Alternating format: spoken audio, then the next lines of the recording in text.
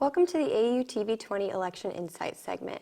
I'm your host, Kylie Van Dine, and I'm joined on set tonight by Dr. Benjamin Slomski, Associate Professor of Political Science at Ashland University. Dr. Slomski, it's a pleasure to have you here with us in the studio. Thank you for having me. So, Ohio is a swing state, and this year, Ohio has a major election between J.D. Vance and Tim Ryan for the U.S. Senate. What are your predictions for this race, and how will this affect Ohio? It's really hard to call. It's pretty much a toss-up race right now.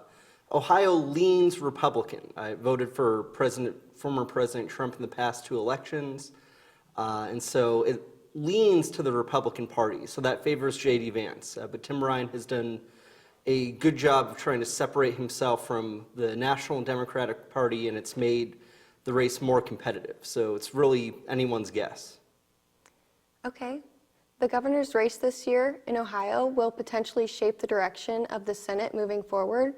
If Nan Whaley wins the race, how do you think that victory will change Ohio politically? Victory for Nan Whaley would definitely have a big impact. She would favor more liberal policies than the current governor, Mike DeWine, has, although it's probably unlikely to happen. Unlike the Senate race, Governor DeWine has had about an 18-point lead in all the polls throughout the whole summer and has done a pretty good job as an incumbent who's fairly popular in the state. This race hasn't gained as much traction as the Senate race has. If Governor Mike DeWine wins this race, how do you think his reflection will change Ohio politically, or will Ohio stay the same? Things will mostly stay effectively the same. He'll pursue probably some of the policies he's been pursuing already, especially economic development policies. The trajectory wouldn't be too radical. I think what we'd see is more an attempt to finish off priorities from his first term, but not any major changes in any new direction. This year, Ohio had to redistrict and push primaries back to August 2nd. Did the redistricting create political divide in the state, and why? Yeah, so this is sort of a long, complicated history. In 2018, Ohio voters approved a constitutional amendment to prohibit gerrymandering.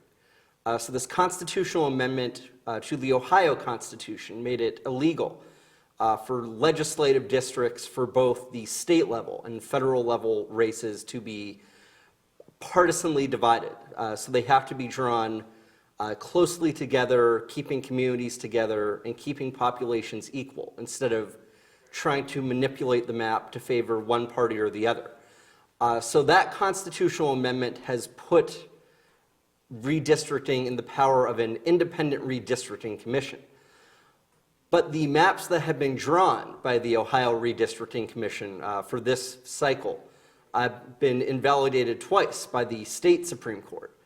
And so what we have is we're actually operating on a temporary map, which will work for only this election. And then for the 2024 elections, we'll have to go back to square one of redrawing these maps again. So very much it is a politically divisive question, and it makes it harder to have elections as well. Our primary elections for the state house were delayed by several months because of this.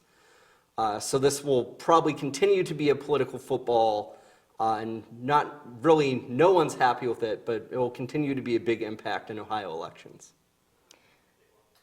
What do you think is the major issue that most considered when voting in elections this year, and why?